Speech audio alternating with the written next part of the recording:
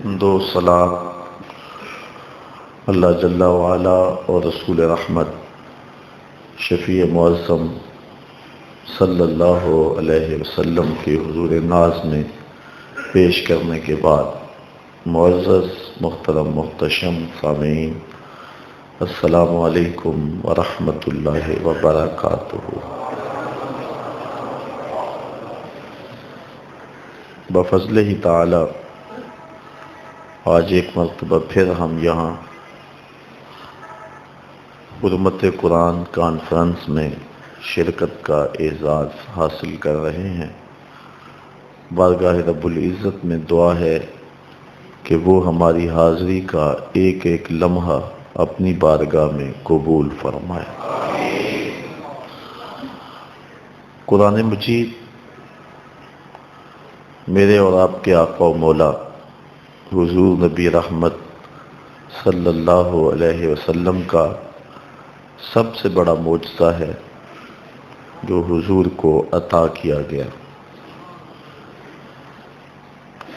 معجزے کے بارے میں عادت باری تعالی کچھ یوں رہی ہے کہ جس دور میں جس چیز کا عروج ہوتا تھا نبی کا معجزہ بھی اسی قبیل کا ہوتا تھا۔ مثال کے طور پہ حضرت موسیٰ علیہ السلام کے دور میں جادو کے فن کا عروج تھا، گھر گھر جادوگر پائے جاتے تھے، تو اللہ نے اپنے نبی حضرت موسیٰ علیہ السلام کو جو معجزہ دیا وہ ایسا تھا جو جادو کے فخر کو توڑتا دکھائی دیتا ہے۔ عصا دیا گیا جو چھوٹا بھی ہو جاتا ہے بڑا بھی ہو جاتا ہے، کبھی پتے جھاڑتے ہیں، کبھی بکریاں ہانکتے ہیں، کبھی ٹیک لگا کے کھڑے ہو جاتے ہیں، اندھیرے میں روشنی دیتا ہے، اور جب ضرورت پڑے تو اس کو پھینکتے ہیں تو اژدہا بن جاتا ہے اور ان کی رسیوں کو نگل لیتا ہے، سمٹتا ہے تو پھر عصا کا عصا، نہ قد بڑا نہ وزن بڑا نہ حجم بڑا۔ کیونکہ یہ جادوگری کے فن کا عروج تھا تو اللہ نے اپنے نبی کو جو معجزہ دیا وہ جادو کے فخر کو توڑتا ہوا دکھائی دیتا ہے۔ حضرت داؤد علیہ السلام کا دور دیکھیے، یہ آہن گری کے فن کے عروج کا دور تھا۔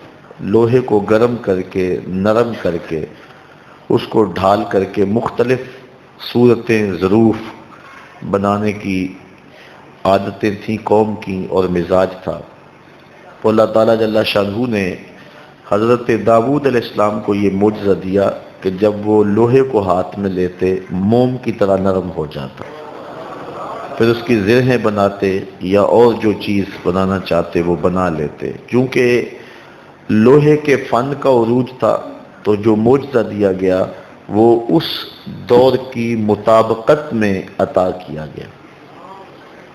حضرت عیسیٰ علیہ السلام کا دور دیکھیے، یہ طب یونانی کے عروج کا دور تھا۔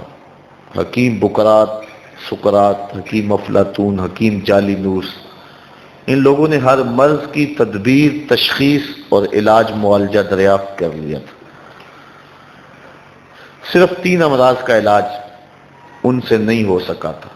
مادرزاد اندھے کی آنکھوں میں روشنی نہیں بھر سکتے تھے، کوڑی کے جسم کو شفا نہیں دے سکتے تھے، تیسرا ان کے پاس موت کا علاج نہیں تھا۔ باقی یونانی اطباء نے ہر مرض کا علاج دریافت کر لیا تھا۔ جب حضرت عیسیٰ علیہ السلام تشریف لائے تو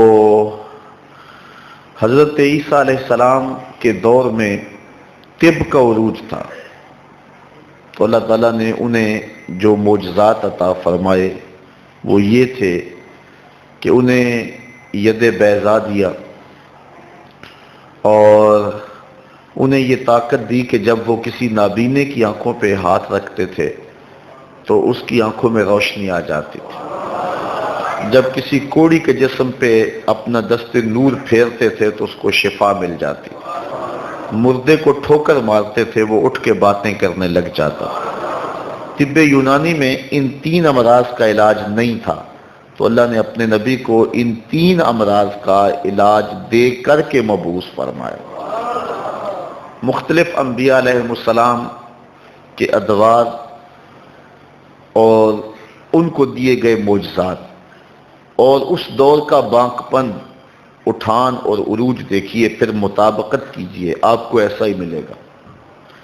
جس دور میں جس چیز کا عروج رہا ہے، نبی کا معجزہ اس فخر کو، اس افتخار کو توڑتا ہوا دکھائی دیتا ہے۔ میرے اور آپ کے آقا و مولا جب تشریف لائے، جلوہ فراز ہوئے، تو اس وقت زبان و بیان کا عروج تھا، گھر گھر شاعر اور ادیب پائے جاتے تھے۔ عرب اپنے علاوہ سب کو گونگا خیال کرتے تھے اور انہیں اپنی زبان اور اپنے بیان پہ، اپنی فصاحت و بلاغت پہ ناز تھا۔ تو اللہ تعالیٰ نے اپنے محبوب کو سب سے بڑا معجزہ قرآن دیا،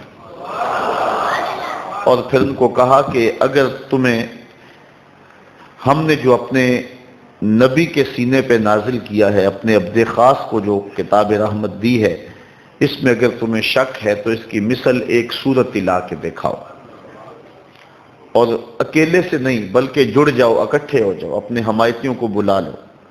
اور پھر کہا اگر تم نہیں لا سکے تو کبھی بھی نہیں لا سکو گے۔ علامہ جلال الدین سیوطی الاتقان فی علوم القرآن میں لکھتے ہیں، اگر قرآن کی مثل لایا جانا ممکن ہوتا تو بدر اور احد کی لڑائیاں نہ ہوتی۔ سیدھا سا اور آسان سا کام تھا کہ قرآن کی مثل کچھ لفظ گھڑ لیتے، لیکن یہ لڑائیاں ہوئیں، یہ مقاتلہ ہوا، یہ جنگیں ہوئیں، یہ اتنا کچھ ہوا۔ اس کا مطلب سیدھا سیدھا یہ ہے کہ قرآن مجید کے اس دعوے کا وہ جواب نہیں لا سکے، اور قرآن نے جو چیلنج کیا تھا اس چیلنج کو وہ قبول نہیں کر سکے۔ وہ اہل زبان تھے، شاعر تھے، ادیب تھے، اور وہ اپنے زبان و بیان پہ ناز کرتے تھے، تو قرآن مجید کی صرف ایک سورت کا مقابلہ کہا گیا تھا، اور سورت لازمی نہیں کہ کوئی بہت سارے رکوعات پہ مشتمل ہو، 3 آیات پہ مشتمل بھی ہو سکتی تھی، لیکن وہ نہیں لا سکے، اور 14 صدیاں گزر گئی۔ آج بھی دنیا کے اوپر عربی جاننے والے مستشرقین موجود ہیں جو اسلام کے خلاف دن رات کوشاں ہیں، لیکن آج بھی قرآن مجید کا مثل نہیں لا سکتے اور نہ لایا جا سکتا ہے۔ یہ قرآن کا وہ دعویٰ ہے جو کل بھی موجود تھا اور قرآن کے اوراق میں آج بھی موجود ہے۔ جب کوئی بندہ مقابلہ نہ کر سکے تو پھر لڑائی پہ اترتا ہے، جب گفتگو دلائل سے بات نہ کر سکے تو پھر گریبان پکڑتا ہے۔ یہ دنیا کے اوپر ہم نے یہی دستور دیکھا ہے۔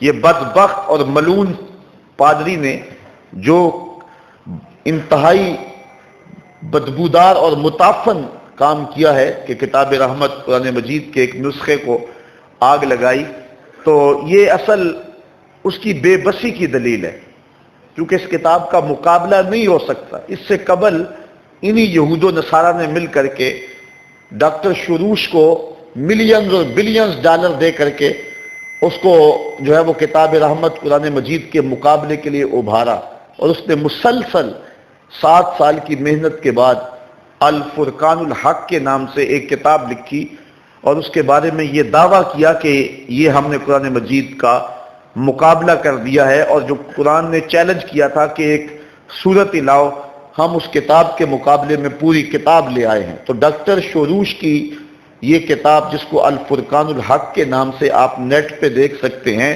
انہوں نے پوری دنیا کے اوپر اس کتاب کو پہنچایا، اور اس پر اربوں خربوں روپے انہوں نے صرف کیے، دنیا کے بڑے بڑے دانشوروں کی لائبریریوں میں پہنچایا، اور مختلف جرائد اور رسائل کے اندر ان کو چھپوایا اور دنیا کے کونے کونے تک پہنچایا۔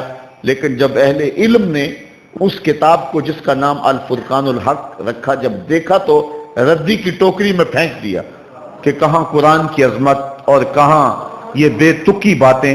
قرآن کا مقابلہ نہیں ہو سکا، اور دنیا کے جتنے بھی دانشور تھے انہوں نے اس کتاب رحمت قرآن مجید کی عظمت کو بیان کیا، اور اس فرقان حق کو، جو خرافات کا مجموعہ تھی اور بہت جگہ پہ قرآن مجید کے الفاظ کا چربہ کیا گیا تھا، اس کو رد کر دیا گیا۔ مغرب آئے دن اس طرح کے مکروہ افعال کا ارتکاب کر کے وہ کیا چاہتا ہے؟ آزادی اظہار کے نام سے جو تماشا کیا جاتا ہے، ابھی حال ہی کے اندر کسی نے اوباما کو بن مانس کی اولاد کہہ دیا تو وہاں شور مچا ہوا ہے. آپ اخبارات میں دیکھ رہے ہیں کہ وہاں شور مچا ہوا ہے کہ وہ شخص جس نے یہ بات کہی ہے وہ مستعفی ہو جائے. اس نے اوباما کی آبرو پہ حملہ کر دیا اور اس کو بن مانس کی اولاد کہہ دیا. اور ذرا غور کیجئے تو یہ جو مغرب کے لوگ ہیں ان کا نسب تو ویسے معلوم ہے ہی نہیں، یہ مجہول النسب ہیں، اور ان کو یہ اگر بات کہہ دی تو برا مان گئے. تو اگر ہمارے آقا کی توہین ہوتی ہے تو ہم اگر جذبات کا اظہار کرتے ہیں تو ہمیں تانا دیا جاتا ہے کہ تم جو ہے وہ آزادی اظہار پر قدغن لگانے کی کوشش کرتے ہو. لیکن شاید مغرب بھول گیا ہے، لوگ تو آکسیجن سے سانس لیتے ہیں لیکن جو حضور کے غلام مسلمان ہیں وہ عشق رسول سے سانس لیتے ہیں. ان کا جینا مرنا حضور کے نام ہے، اور وہ یہ گوارا نہیں کرتے اور وہ اس بات کو برداشت نہیں کر سکتے کہ کوئی ہمارے پیغمبر کی توہین کرے. تو اس وقت پوری دنیا کے اوپر ایک کھیل کھیلا جا رہا ہے اور اس میں مسلمانوں کے جذبات کو مردہ کرنے کی کوشش کی جا رہی ہے.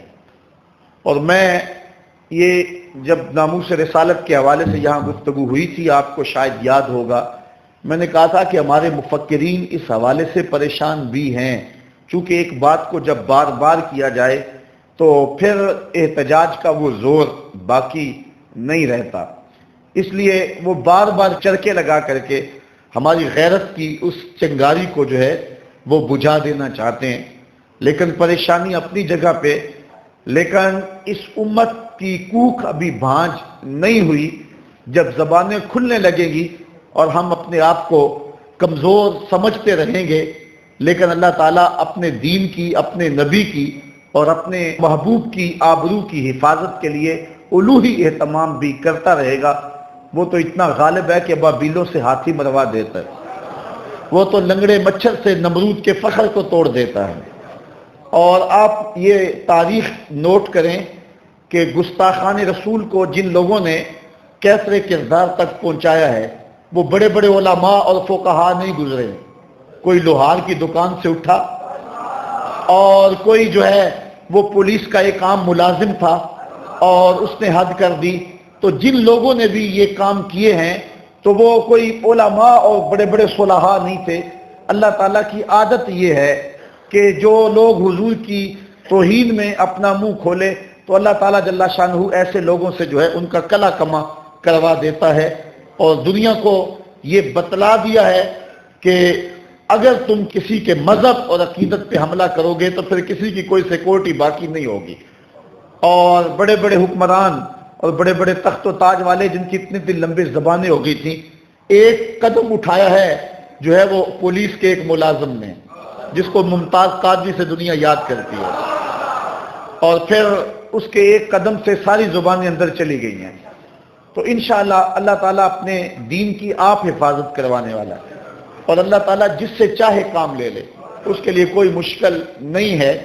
لیکن ہم نے یہ ضرور یہ اجلاس، یہ اجتماعات، یہ کانفرنسیں، یہ جلوس، یہ جو کچھ کیا جاتا ہے یہ غیرت کو بیدار رکھنے کے لیے کیا جاتا ہے. ایک ایسا طبقہ بھی معاشرے میں پایا جاتا ہے جو کہتا ہے کہ وہاں وہ سلسلہ ہو گیا، تمہارا اس کانفرنس کرنے سے کیا فائدہ ہوگا، تمہارا جلوس نکالنے سے کیا فائدہ ہوگا. لیکن اس سے ہم اپنے آپ کو بیدار رکھتے ہیں. وہ پہرے دار رات کو جب پہرا دیتا ہے تو آواز دیتا ہے کہ جاگو جاگو. تو اگر لوگوں نے جاگنا تو تجھے پہرے کے پیسے کیوں دیتے ہیں؟ اصل وہ جاگو جاگو کہہ کے اپنے آپ کو بیدار کر رہا ہوتا ہے اور اپنے جاگنے کا ثبوت دے رہا ہوتا ہے.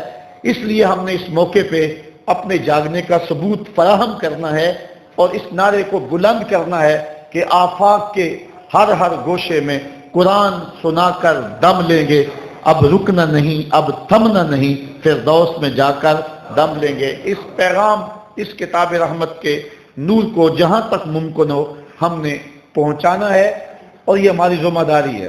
لیکن یہ بات ذہن میں رکھیں کہ اس کتاب کی حفاظت اللہ نے اپنے ذمہ کرم پہ لی ہے. اللہ تعالیٰ کے ذمہ کرم پہ ہے، اس کتاب کو مٹایا نہیں جا سکتا. اللہ تعالیٰ ارشاد فرماتا ہے بل ہوا قرآن مجید فی لوح محفوظ. یہ معزز عزت والی کتاب ہے اور لوح محفوظ میں رکھی گئی ہے، حفاظت میں ہے، اس کا کوئی کچھ نہیں بگاڑ سکتا، اس کو مصاحف سے بھی ختم نہیں کیا جاتا۔ ایک مصحف کو آگ کوئی لگا دے گا تو قرآن مجید تو ایک دن کے اندر جو ہے وہ ہزاروں کی تعداد میں چھپ رہا ہے، تو اس کو کیسے ختم کیا جا سکتا ہے؟ اگر کوئی ایسا منصوبہ کوئی تلاش بھی لے کہ پوری دنیا پر سے مصاحف کو ختم کر دے، لیکن کیا یہ کتاب حفاظ کے سینوں سے نکالی جا سکتی ہے؟ اور اللہ تعالیٰ نے اس کتاب کی حفاظت کا یہ ذمہ اپنے اوپر لیا کہ اس کتاب کی حفاظت جو ہے وہ اپنے اوپر لی، اور ہزاروں نہیں، سینکڑوں نہیں، لاکھوں حفاظ اس وقت روئے زمین پہ موجود ہیں، اور دنیا کی کوئی کتاب ایسی نہیں ہے کہ جس کی اس انداز سے حفاظت ہوتی ہے۔ دنیا کی کوئی کتاب، چاہے وہ الہامی ہو چاہے وہ غیر الہامی ہو، دنیا کی کسی کتاب کے بارے میں نہیں کہا جا سکتا کہ کوئی کتاب اس قدر محفوظ ہے۔ یہ صرف اعزاز قرآن مجید کو ہے، اور پھر صدیاں گزرنے کے بعد اس کتاب کے اندر تحریف را نہیں پا سکی۔ اس کتاب کو کھولو تو پہلا جملہ یہ ہے، ذالک الکتاب لا ریب فیہ۔ حضرت امام شافعی نے ایک کتاب لکھی الرسالہ، میرے پاس موجود ہے۔ جب رسالہ لکھی تو آپ کے ایک شاگرد نے ان کے سامنے اس کتاب کو 80 بار پڑھا، اور ہر بار وہ کسی نئی غلطی سے متنبہ ہوئے اور فرمانے لگے اس زبر کی جگہ یہ کر دو، اس لفظ کی جگہ یہ لفظ کر دو، اس حرف کی جگہ یہ حرف کر دو۔ تو آپ کے سامنے 80 مرتبہ الرسالہ پڑھی گئی، اور 80 مرتبہ آپ نے اصلاح دی کہ یہاں یہ بدل دو، یہاں یہ بدل دو۔ جب 80 مرتبہ وہ کتاب پڑھی جا چکی اور ہر بار کسی نئی غلطی سے متنبہ ہوئے، تو امام شافعی فرمانے لگے داہو، چھوڑ دو، شافعی کی کتاب کو یہ حق نہیں ہے کہ اس میں کوئی غلطی نہ ہو، یہ حق صرف اللہ کی کتاب قرآن کو حاصل ہے کہ اس میں کوئی غلطی موجود نہ ہو۔ اور اللہ تعالیٰ نے قرآن مجید میں ارشاد فرمایا، واضح فرمایا کہ لاؤ اس کی مثل ایک صورت ہی لا کے دکھاؤ۔ ہمارے درس نظامی میں ایک کتاب ہے جو داخل نصاب ہے، الملقات السبع۔ یہ عربی ادب سیکھنے کے لیے طلباء کو پڑھائی جاتی ہے تاکہ وہ عربی کے مزاج کو اور لغت کو اور فصاحت و بلاغت کو سمجھ لیں۔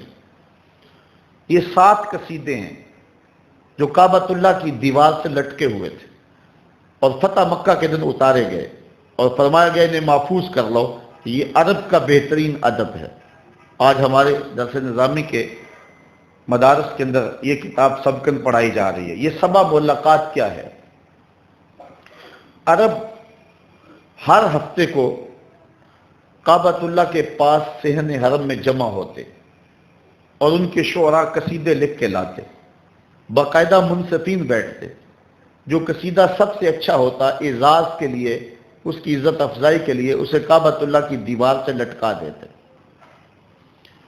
اگلے ہفتے پھر زور آزمائی کر کے، تباہ آزمائی کر کے آتے، جو قصیدہ سب سے بہتر قرار پاتا پہلے سے لٹکے ہوئے سے موازنہ کرتے، اگر اس سے بہتر ہوتا تو اس کو لٹکا دیتے، ورنہ وہ قصیدہ اپنی جگہ پہ لٹکا رہتا۔ اس طرح کعبۃ اللہ کی دیوار سے 7 قصیدے لٹکائے جا چکے تھے کہ حضور کے سینے پہ سورۃ الکوثر نازل ہو گئی۔ صحابہ نے عرض کی حضور آج جب وہ قصائد لے کے آئیں ہمیں اجازت ہے ہم سورۃ کوثر پیش کر دیں؟ حضور نے فرمایا ٹھیک ہے کر دینا۔ تو جب وہ قصائد لے کر کے آئے اور انہوں نے پڑھا، داد وصول کی، منصفین نے فیصلہ دیا کہ یہ قصیدہ سب سے اچھا ہے، تو مسلمانوں نے سورۃ الکوثر کو پیش کر دیا۔ جب انہوں نے دیکھا تو اس کی معنویت، اس کی شان و شوکت، اس کے لفظوں کا شکوہ، اس کا آہنگ اور جمال، اس کا صوتی تاثر دیکھ کر کے انہوں نے کہا کہ آج کی اس مجلس میں سب سے بہتر کلام جو ہے یہ سورۃ الکوثر ہے۔ 7 قصیدے لٹکے ہوئے تھے اور 8ویں سورۃ کوثر لٹکا دی گئی۔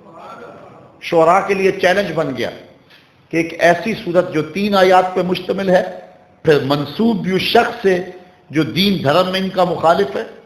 اگلے ہفتے پورا زور کلام صرف کر کے آئے، لیکن ایک سے ایک بڑھ کر قصیدہ تھا، لیکن سورہ کوثر کا جب مقابلہ آیا تو سورہ کوثر کا مقابلہ نہ کر سکے۔ تیسرے ہفتے، چوتھے ہفتے شعراء جڑ مل کے بیٹھ کے بدائے ثنائے کا استعمال کر کے، لفظوں کی تلاش خراش کر کے کیسے کیسے خوبصورت کلام لکھ کر لاتے رہے، لیکن سورہ کوثر کا مقابلہ نہ کر سکے۔ 7 مہینے تک کعبہ کی دیوار سے سورہ کوثر لٹکی رہے، تیرے سامنے یوں دبے لچے، فصحا عرب کے بڑے بڑے، کوئی جانے کہ منہ میں زبان نہیں بلکہ جسم میں جان نہیں۔ کسی میں ہمت ہی نہیں ہے کہ قرآن کا مقابلہ کر سکے۔ اب ہوا کیا، ایک شاعر نے کہا کہ میرے ہاتھ میں قلم دو، قلم دیا گیا، لکھا ہوا تھا انا آتیناک الکوثر فصلی لربک وانحر ان شانئک ھو الابتر۔ اس نے آگے لکھا ما ھذا کلام البشر، یہ کسی بشر کا کلام نہیں ہے، اگر کسی بشر کا ہوتا تو ہم ضرور اس کا مقابلہ لاتے۔ اب 3 آیتیں اس سورت کی اور چوتھا اس شاعر کا جملہ ہے جو اس کے وزن پر اس نے لکھ دیا۔ اب جو بھی آتا ہے اس کو دیکھتا ہے۔ ایک دور دراز علاقے سے شاعر آیا، کعبۃ اللہ کا طواف کیا، 7 قصیدے لٹکے ہوئے پڑھے، اشش کر اٹھا، لیکن جب سورہ کوثر پہ پہنچا تو حیرت کی انتہا نہ رہی۔ اتنا جامع اور خوبصورت کلام، لیکن جب چوتھے جملے پہ جاتا ہے تو اٹک جاتا ہے، پھر پیچھے سے آگے پڑھتا ہے اور چوتھے پہ جا کے اٹک جاتا ہے۔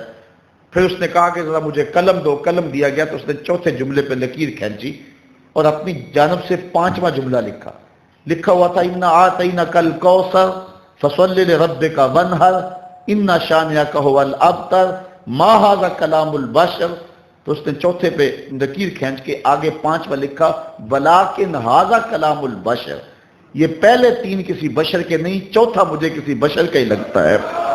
تو یہ قرآن کا اعجاز ہے، یہ قرآن کی شان ہے کہ اگر اس کی کوئی مثل لانا چاہے بھی تو قرآن کی مثل نہیں لا سکتا۔ اور یہ قرآن کا چیلنج 14 صدیاں قبل بھی موجود تھا اور 14 صدیوں کے بعد آج بھی موجود ہے۔ قرآن کا مقابلہ کرنے والے آئیں نہ دنیا کے ادیبوں کو اکٹھا کریں، دنیا کے عربی شاعروں کو اکٹھا کریں، اور جو ہے وہ شیخ احمد کے پاس بیٹھ کر کے مسٹر ہیمفر نے بھی تو سیکھی تھی عربی، اور کتنے کتنے مستشرقین نے علماء عرب کے پاس بیٹھ کے عربی میں مہارت حاصل کی، لیکن آج تک قرآن کا مقابلہ نہیں لا سکے۔ یہ اس کتاب کی شان ہے اور یہ اس کتاب کی عظمت ہے کہ اس کتاب کا مقابلہ نہ کوئی کل لا سکا اور نہ کوئی آج لا سکا۔ دنیا کی ناکامی ہے اس میں کہ قرآن کا مقابلہ نہیں لا سکتے۔ اور کتاب رحمت قرآن مجید اپنا نور آج بھی بانٹ رہا ہے۔ یہ جو کچھ ہوا ہے یہ ایسے ہی نہیں ہو گیا کہ ایک بندے نے اٹھ کے جوش میں آ کے ایک نسخے کو آگ لگا دیے، ایسا نہیں ہوا، بلکہ دنیا کے اوپر ہمارا کردار تو مسخ ہو گیا۔ میں اس بات کو تسلیم کرتا ہوں، علماء کا بھی مسلم عوام کا بھی، ہمارا کردار مسخ ہو چکا ہے۔ آج ہمارے کو دیکھ کر کے لوگ اسلام نہیں لا رہے، بلکہ ہمارے کو دیکھ کر کے لوگ اسلام سے دور ہٹ رہے ہیں۔ میں نے وہ آپ کے سامنے رکھا تھا سوامی لکشمن پرشاد کا انٹرویو کسی زمانے میں، کہ اس نے کہا تھا کہ میں مسلمانوں کے نبی کی سیرت لکھی ہے عرب کا چاند اس نام سے، اور اس کو کہا گیا تھا کہ تو مسلمانوں کے نبی کی سیرت لکھی، لوگ اس کو پڑھ کے ایمان کی تازگی پاتے ہیں، تو مسلمان کیوں نہیں ہو گیا؟ تو اس نے 2 لفظی جواب دیا تھا۔ اس نے کہا جب میں مسلمانوں کے نبی کی تعلیمات دیکھتا ہوں تو پھر میرا جی چاہتا ہے میں مسلمان ہو جاؤں، لیکن جب ان کے کردار کو دیکھتا ہوں تو میں کہتا ہوں میں ہندو ہی ٹھیک ہوں۔ ہمارا کردار تو لوگوں کے راستے میں رکاوٹ بنا ہوا ہے، اور یہ یقینی اور طے شدہ بات ہے۔ آج اگر کوئی دنیا کے اوپر لوگ اسلام لا رہے ہیں وہ ہمارے کردار سے نہیں لا رہے، وہ قرآن مجید کو پڑھنے کے بعد اور صوفیاء کی کتابوں کو پڑھنے کے بعد اسلام لا رہے ہیں۔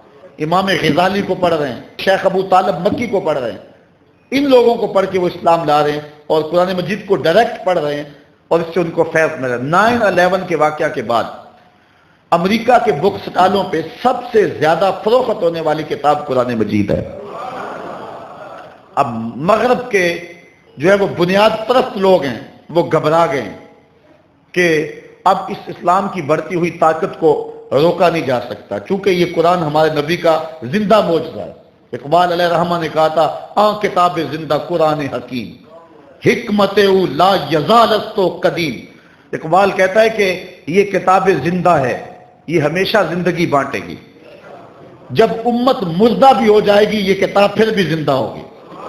اور آج امت کا حال واقعی ایسا ہے، اگر باتیں تلخ نہ ہوں تو کروں، اگر آپ شکوہ نہ کریں تو 2-4 باتیں میں آپ سے کرنا چاہتا ہوں۔ آج جو ہماری حالت ہے وہ بڑی ناگفتہ بے ہے۔ میں آپ سے ایک سوال پوچھنا چاہتا ہوں کہ ہم پاکستان اور انڈیا کے اس میچ ہار گئے. بڑا دکھ ہوا، مجھے بھی ہوا، آپ کو بھی ہوا. ایک پاکستانی ہونے کی حیثیت سے جو ہے وہ ہمیں دکھ ہونا چاہیے تھا. انڈیا ہمارا ازلی دشمن ہے اور وہ بدبخت ہے اور ہمیشہ ہمیں نقصان پہنچانے کے لیے اس نے ہمیشہ کوشش کی. لہذا اس کی جیت بھی ہمارے لیے تکلیف کا باعث ہے اور پاکستان کی ہار بھی ہمارے لیے جو ہے وہ باعث اذیت ہے.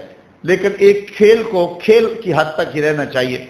لیکن ہم لوگوں نے جو کچھ کیا اس سے تو لگتا تھا یہ بڑی زندہ قوم ہے. لوگوں نے اینٹیں مار کے اپنے آپ کو زخمی کیا. فیصل آباد میں اخبارات آپ نے دیکھے، کچھ لوگوں نے جو ہے وہ خودکشی کی کوشش کی، کچھ لوگوں نے جو ہے وہ دیواروں سے ٹکریں ماری، سکرینیں توڑ دیں، اور 6 سے 7 تک لوگ جو ہیں وہ ہارٹ اٹیک سے جو ہیں وہ مر گئے اور باقی لوگ جو ہیں وہ اس مرض میں مبتلا ہو گئے. دکھ کی کیفیت جو ہوئی وہ ایک الگ کہانی ہے. میں کہتا ہوں یہ بڑی غیرت مندی کا مظاہرہ کیا گیا ہے اور بڑے جوش و غضب کی کہانی ہے جو میری قوم نے رقم کی ہے. میں کہتا ہوں کہ ایک کھیل ہار گئے ہم، اس وقت تو ہمیں ہارٹ اٹیک ہو رہا ہے، اس وقت تو ہم اپنے چہرے پہ اور اپنے منہ پہ اینٹیں مار رہے ہیں، اس وقت تو ہم جو ہے وہ ٹیلی ویژن بند کر رہے ہیں کہ ہم سے یہ پاکستان کی ہار کا منظر نہیں دیکھا جا سکتا، اس لیے ہم نے پہلے ہی جو ہے وہ آف کر دیا ہے. میں آپ سے پوچھتا ہوں کہ جس دن ریمنڈ ڈیوس کو لے کے جا رہے تھے امریکی گنڈے، اس دن تو کسی نے سکرین بند نہیں کی کہ یہ منظر ہم سے دیکھا نہیں جاتا. اس دن تو کسی نے سکرین نہیں توڑی. پاکستان میچ ہار گیا تو اپنے آپ کو اینٹیں مار رہے اور ہارٹ اٹیک ہو رہے لوگوں کو. جب کتاب رحمت قرآن مجید کو آگ لگا دی گئی تھی اس دن تو کسی ایک کو بھی ہارٹ اٹیک نہیں ہوا. اس دن تو کوئی ایک شخص بھی جو ہے وہ اس کی زندگی زیر و زبر نہیں ہوئی ہے. تو مجھے بتاؤ کہ اگر ہمارے اوپر عذاب مسلط ہیں تو کیا ایسا نہیں ہے کہ ہم طاؤس و رباب کو اولیت دے چکے ہیں اور شمشیر و سنان کی زندگی جو ہے اس کو خیر آباد کہہ چکے ہیں، اور ہم ایک کھیل کو اتنا آگے بڑھا دیا کہ وہاں اپنی جان جیسی متاع عزیز بھی وار رہے ہیں. اور کتاب رحمت قرآن مجید کو آگ لگا دی گئی. پورے جہان کو آگ لگ جانی چاہیے تھی، لیکن جو ہے وہ چین سے لے کر مراکش تک اور پوری دنیا کے اوپر جتنے بھی مسلمان بستے ہیں، یہ چند مذہبی ذہن اور سوچ رکھنے والے لوگ سڑکوں پہ آئے ہیں، باقی لوگ اپنی عافیت قدوں میں تھے. کیا قرآن کا ان کے ساتھ ربط نہیں ہے؟ میچ کے وقت تو ساری قوم دیوانی ہو گئی تھی، ساری قوم میں کہتا ہوں پاگل ہو گئی ہوئی تھی، اور جو بعد میں حال ہوا قوم کا اور جس طرح کے قوم کے جذبات دیکھنے میں آئے، وہ تمہارے جذبات جو ہے کتاب رحمت قرآن مجید کو جب آتش زدہ کیا گیا تھا اس وقت تمہارے مذہبی جذبات کہاں گئے ہوئے تھے؟ اس وقت تمہاری کیفیتیں اس طرح دیکھنے میں کیوں نہیں آئی؟ شاید مغرب تمہیں چیک کرنا چاہتا تھا اور اس نے چیک کر لیا کہ تمہارے نزدیک میچ کی اہمیت زیادہ ہے اور کتاب رحمت کو آگ لگ جائے تو اس کو تمہارے نزدیک جو ہے وہ اہمیت تم نہیں دیتے ہو. اس لیے اس نے دوبارہ اعلان کیا کہ اب اس کے 6000 نسخے بھی جلائے جائیں گے اور ہر مسجد کے سامنے یورپ کے اندر جو ہے اور امریکہ کے اندر جو ہے وہ ہم مظاہرے بھی کریں گے. اس نے اندازہ کر لیا کہ یہ قوم جو ہے وہ قوم مردہ ہے، لیکن اس بجھی ہوئی راک کے اندر بھی چنگاریاں موجود ہیں. بعض اوقات ایک شخص ہی پوری قوم کا کفارہ ادا کر دیتا ہے. لیکن میں آپ سے یہ پوچھنا چاہ رہا ہوں کہ اپنے اندر آپ خود اتر جائیں اور اپنے آپ سے سوال کریں. چلو ساری زندگی نہیں، میں آپ سے یہ نہیں کہتا کہ بچپن سے لے کر آج تک بوڑھے بھی موجود ہیں، جوان بھی موجود ہیں. جس دن سے قرآن مجید کو آگ لگائی گئی ہے، کتاب رحمت کی آتش زدگی کا واقعہ ہوا ہے، میں آپ سب سے پوچھتا ہوں، ترک سوال ہے، جس دن سے قرآن مجید کو آگ لگائی گئی ہے اس دن سے لے کر آج تک تقریباً 1 مہینہ ہو گیا ہے، مجھے بتاؤ کہ آپ نے قرآن کے لیے کیا کیا ہے؟ مجھے اس سوال کا جواب دو. باقی پچھلی زندگی کا سوال میں نہیں آپ سے کرتا.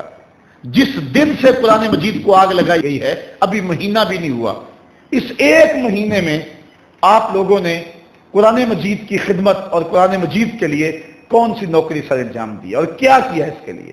اگر کچھ کیا ہے تو آپ کو مبارک ہو، اور اگر نہیں کیا ہے تو پھر اپنے اندر اتریں اور آج عزم کر کے، ارادہ کر کے، عہد کر کے جائیں کہ جو زندگی بیت گئی، آئندہ زندگی کے جو تھوڑے سے دن ہے یہ قرآن کی نوکری کرتے رہیں گے، اس قرآن کے نام لگا دیں گے. جو نوجوان کمپیوٹر جانتے ہیں وہ صبح و شام جو ہیں وہ قرآن مجید کی عظمت کے موضوع پر اور قرآن مجید کی تعلیمات کو جو ہے وہ مختلف، اگر آپ ذاتی ویب سائٹ بنا سکتے ہیں تو بنا کر جو ہے وہ دنیا کے آگے پہنچائیں، نہیں تو یوٹیوب کے اندر ڈالتے چلے جائیں، ایک طوفان بپا کر دیں۔ اس وقت دنیا کے اوپر 6 ارب انسان بستے ہیں، جس میں 1.5 ارب مسلمان ہیں، تو اس کا مطلب یہ ہے کہ دنیا کے اندر ہر چوتھا شخص جو ہے وہ مسلمان ہے۔ تو مسلمانوں کی اتنی بڑی تعداد ہو، اور اگر ہم راست اقدام ہو جائیں اور کسی معاملے میں اپنا رخ سیدھا کر لیں تو کفر کو جو ہے وہ راستہ نہ ملے دم دبا کر بھاگنے کا، لیکن دشمن اگر دلیر ہے اور شیر ہے تو وہ ہماری کمزوریوں کی وجہ سے ہے۔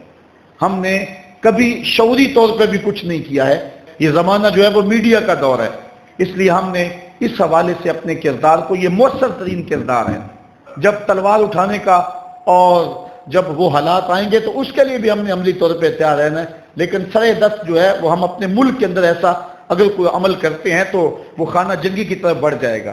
اس لیے ہم اس وقت کے انتظار میں ہیں کہ جب صالح حکمران کا سایہ ہمارے اوپر آئے اور پھر امت مسلمہ کا جو قائد ہے وہ جہاد کا اعلان کرے، اور پھر جب وہ اعلان ہوگا، یہ میں آپ کو خوشخبری دیتا ہوں، یہ اعلان پاکستان سے ہوگا۔ جو حضور نے غزوہ ہند کی بشارت دی ہے، اس جنگ اسلام کا جس کو حضور نے غزوہ ہند کہا، اور پھر یہ بھی لطف کی بات ہے، میں نے 1 سال قبل فیصل آباد میں گفتگو کر رہا تھا تو مجھے ایک نوجوان نے کھڑے ہو کے کہا کہ غزوہ تو وہ ہوتا ہے کہ جس میں حضور شریک ہوتے ہیں، جس میں حضور شریک نہیں ہوتے وہ غزوہ نہیں ہوتا، وہ سریہ ہوتا ہے۔ اور آپ نے کہا کہ غزوہ ہند، میں نے کہا حدیثوں میں بھی غزوہ آیا ہے اس لیے میں غزوہ کہہ رہا ہوں، لیکن جو آپ کا سوال ہے میں اس کا بھی جواب دیتا ہوں۔ میں نے کہا کہ غزوہ وہ ہوتا ہے جس میں حضور شریک ہوں، تو جو قرب قیامت میں پاکستان سے لوگ اٹھ کے جنگ کریں گے وہ غزوہ اس لیے ہوگا کہ حضور اس میں شریک ہوں گے، حضور اس میں شریک ہوں گے۔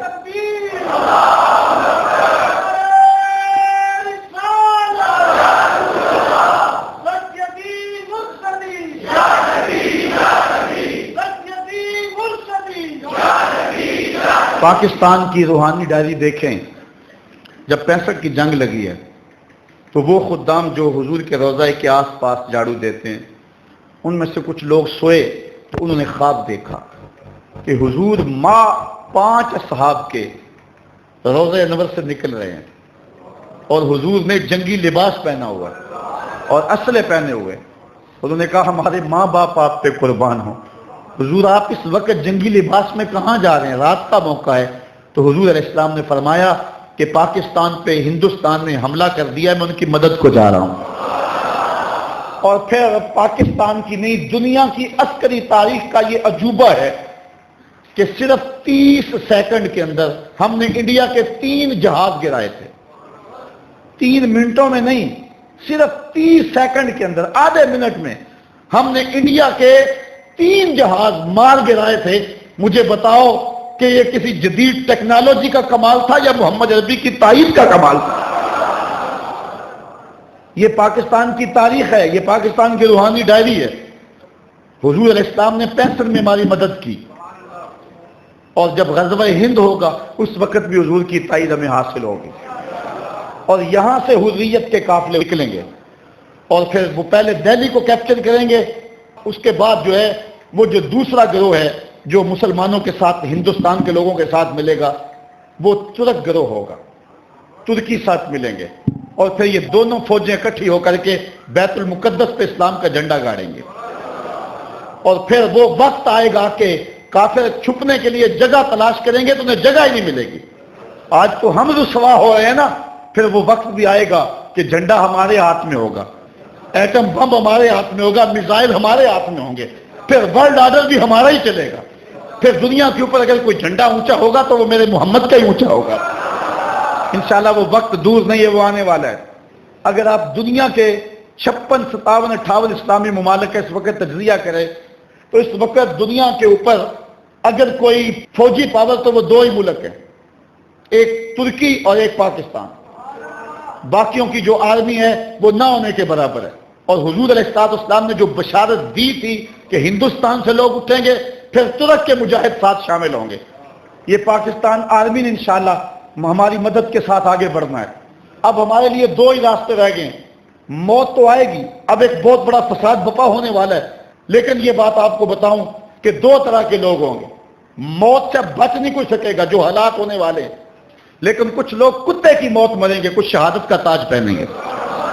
اس لیے ہم نے فیصلہ کرنا ہے کہ ہم نے شہادت کی موت کو قبول کرنا ہے یا کہ ہم بزدلوں اور کتے کی موت کو قبول کرنا ہے، یہ ہم نے فیصلہ کرنا ہے۔ مرنا تو ہے، اس سے بچ نہیں سکیں گے۔ اب ہم نے فیصلہ کرنا ہے کہ ہم نے ہاتھ کے اندر طاغوت کا جھنڈا اٹھانا ہے یا محمد عربی کا جھنڈا اٹھانا ہے۔ تو یہ ہم نے اب فیصلہ کرنا ہے، اور بالخصوص میں نوجوانوں سے جو ہے وہ مخاطب ہوں کہ نوجوانوں، تم اپنی زندگی کا رخ بدلو۔ میں کہتا ہوں زیادہ وقت نہیں، جتنا وقت تم بیٹ بلے کو دیتے ہو اور کھیل کے میدان کو دیتے ہو، اتنا وقت قرآن کو دے دو۔ جتنا وقت تم کرکٹ کو دیتے ہو، اتنا وقت رسول اللہ کی امت کو دے دو۔ صرف اتنا وقت اگر تم دے دو، جتنا وقت صرف کرکٹ کو دیتے ہو، ارادہ کر لو آج اتنا وقت آج کے بعد قرآن کو دیں گے۔ اگر عزم کریں، اگر 100 نوجوان بھی یہاں سے عزم کر کے اٹھیں تو میں سمجھتا ہوں کہ اس سیالکوٹ کے اندر ایک اسلامی انقلاب برپا ہو جائے گا۔ اور میں جگہ جگہ کہہ رہا ہوں کہ 313 نوجوان تیار ہو جائیں، ہر شہر سے، ہر بستی سے، اور پھر وہ لمحے آنے والے ہیں کہ جن لمحوں کے اندر ان نوجوانوں کے ہاتھوں میں اسلام کا جھنڈا ہوگا۔ انشاءاللہ وہ وقت اب دور نہیں ہے۔ موت سے چھٹکارا تو کسی کو نہیں ہوگا، لیکن یہ آرزو کرو کہ اللہ ہمیں شہادت کا تاج نصیب فرمائے، آبرو کی زندگی نصیب فرمائے اور آبرو کی موت نصیب فرمائے۔ اللہ اکبر۔ اس کتاب رحمت کے جو حق ہیں ہم ان کو ادا کریں۔ میرے جذبات آپ دیکھ رہے ہیں، میرے گلے پر بھی اثر ہے، لیکن میں کیا کروں، میں یہ چاہتا ہوں کہ اس وقت جو ہے جو حالات ہیں، میری زبان وہ بوجھ برداشت نہیں کر سکتی جو میرے دل کے اندر ہے۔ میرا جی چاہتا کہ میں چوکوں اور بازاروں میں جا کے چیخوں اور شور کو وہ ایک ہنگامہ کھڑا کر دوں اور دنیا اکٹھی ہو، تم کو کہوں کہ ایک مجذوب کی آواز سن لو، ایک پاگل کی صدا سن لو، شاید کہ تمہیں یہ دوبارہ کوئی بتانے والا نہ ہو، آؤ اٹھو، قرآن کا پرچم تھام لو۔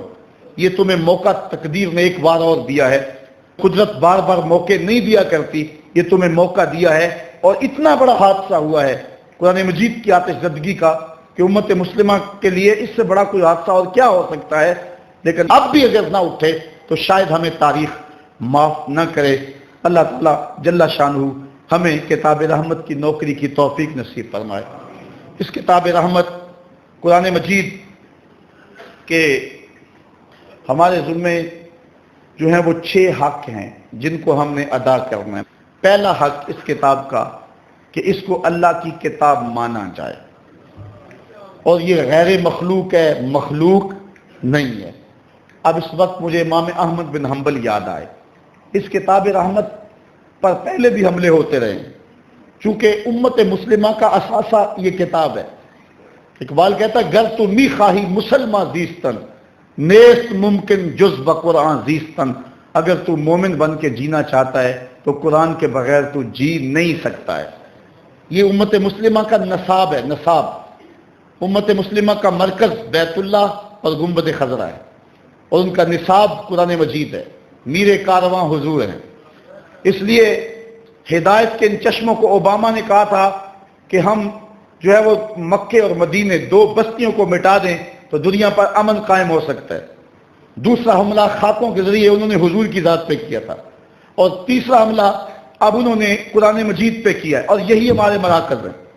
کعبۃ اللہ، گنبد خضرا، یہ ہمارے مراکز ہیں، اور حضور ہمارے میر کارواں ہے، میر حجاز اپنا، اس نام سے باقی ہے آرام جہاں ہمارا، چین و عرب ہمارا، ہندوستان ہمارا، مسلم ہے ہم، وطن ہے سارا جہاں ہمارا۔ تو حضور ہمارے میر کارواں ہیں، ان پر حملہ کیا گیا، ہمارے ان مراکز پہ حملہ کیا گیا، اب قرآن مجید پہ حملہ کیا۔ یہ جو کچھ کیا جا رہا ہے یہ ایک منصوبہ بندی کے تحت کیا جا رہا ہے، اور اس میں جو ہے وہ یہود و نصارہ کی ایک باقاعدہ جو ہے وہ ان کا تھنک ٹینک کام کر رہے ہیں کہ اس وقت مسلمانوں کے خلاف ہم نے کیا کرنا ہے اور اگلی پلاننگ ہماری کیا ہوگی۔ اس کے مقابلے میں ہمارے تھنک ٹینک موجود نہیں ہیں، لیکن جہاں جہاں جس کو اللہ تعالیٰ نے دل کا درد دیا ہے وہ اپنی توفیق کے مطابق کر رہا ہے۔ اللہ تعالیٰ کی بارگاہ میں یہ دعا مانگیں کہ اللہ ایسے اسباب پیدا کرے کہ غیرت مند حکمران آئے، اور پھر امت کے لیے کوئی لاہ عمل تیار کیا جائے، ورنہ وہ اقبال نے کہا تھا چمن میں رخت گل شبنم سے تر ہے، سمن ہے سبزہ ہے باد سحر ہے، مگر ہنگامہ ہو سکتا نہیں گرم، یہاں کا لالا بے سوز جگر ہے۔ اللہ امت کو کوئی قیادت صلاح الدین ایوبی جیسی عطا فرما۔ تو بات کر رہا تھا کہ اس کتاب رحمت پر پہلے بھی حملے ہوئے۔ سب سے پہلا حملہ معتزلہ نے کیا، انہوں نے کہا یہ قرآن مخلوق ہے، تو حضرت امام احمد بن حنبل نے کہا کہ یہ خالق کا کلام ہے اور یہ غیر مخلوق ہے۔ اس جرم کی پاداش میں چونکہ وقت کے حکمران بھی معتزلہ کے ہم نوا ہو گئے، اور امام احمد بن حنبل کو اس جرم کی پاداش میں پکڑا گیا۔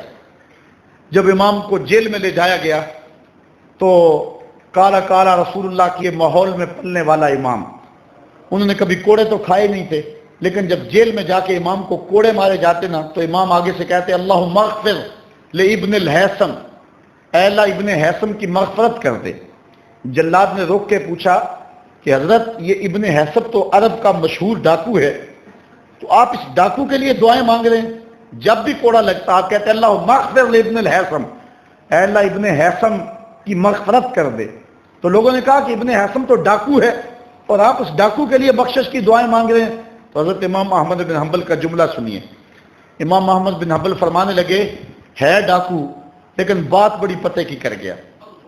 کہا کیا ہوا؟ کہا جب میں جیل میں آ رہا تھا تو یہ سزا بھگت کے جیل سے واپس جا رہا تھا، تو دروازے پر ملاقات ہو گئی، تو مجھے دیکھ کے حیران ہو گیا، کہنے لگا حضرت آپ جیل میں آ رہے ہیں؟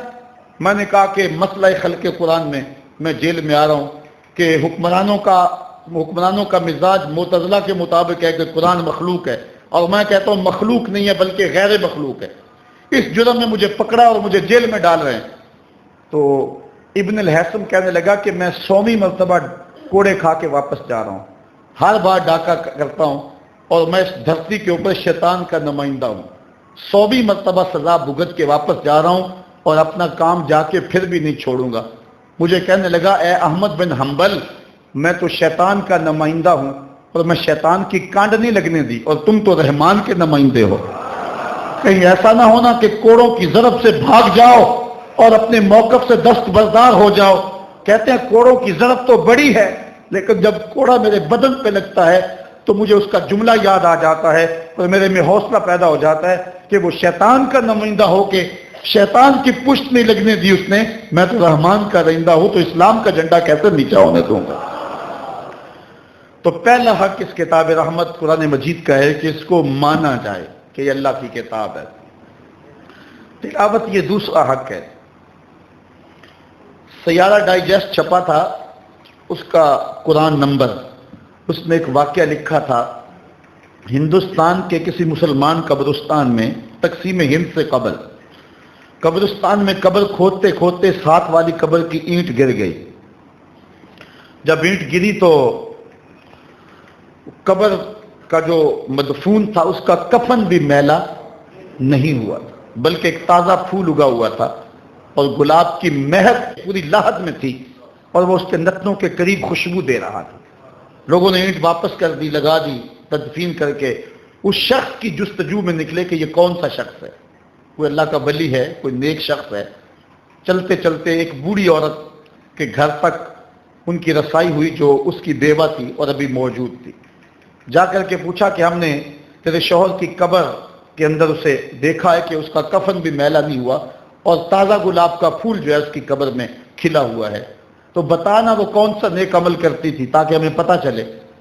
تو اس نے کہا کہ مجھے تو کوئی یاد نہیں کہ اس کو خاص نیک عمل تھا، اس کا عام سادہ سا مسلمان تھا، 5 ٹائم نماز پڑھ لیتا تھا، بس کوئی خاص عمل میری نظر میں تو نہیں۔ ہاں یاد آیا قرآن مجید پڑھا ہوا نہیں تھا لیکن قرآن سے پیار بڑا کرتا تھا۔ جب لوگ صبح کے وقت قرآن لے کے بیٹھ جاتے اس کو بڑا دکھ ہوتا کہ میں بوڑھا ہو گیا، وہ قرآن نہیں پڑھ سکا، تو پھر وہ ایسے کرتا کہ طاق سے قرآن مجید کو نکالتا، اتار کر کے کھولتا اور قرآن کو کھول کر کے ایک ایک سطر پہ انگلی رکھتا اور کہتا کہ یہ بھی اللہ کا کلام ہے، یہ بھی سچ ہے، یہ بھی میرے رب کا کلام ہے، یہ بھی سچ ہے، یہ بھی میرے رب کا فرمان ہے، مجھے نہیں پتا کیا ہے لیکن ہے یہ بھی سچ۔ وہ کہتا ہے اس کو آدھا گھنٹہ 15 منٹ جتنی فرصت ہوتی وہ روزانہ قرآن مجید اتارتا اور ایک ایک سطر پہ انگلی پھیرتا جاتا اور کہتا جاتا یہ بھی حق ہے، یہ بھی سچ ہے، یہ بھی رب کا کلام ہے اور یہ بھی سچ ہے، کہا اس کا یہی عمل ہے کہ جو اس کو قبر کے اندر بہتریوں کا ذریعہ بنا۔ یار قرآن مجید کو، اللہ کی کتاب ماننے والے کو یہ اعزاز نصیب ہوتا ہے، تو بتائیے کہ جو اس کتاب کی تلاوت صحت لفظی کے ساتھ کرے اس کے درجے کتنے ہوتے ہیں۔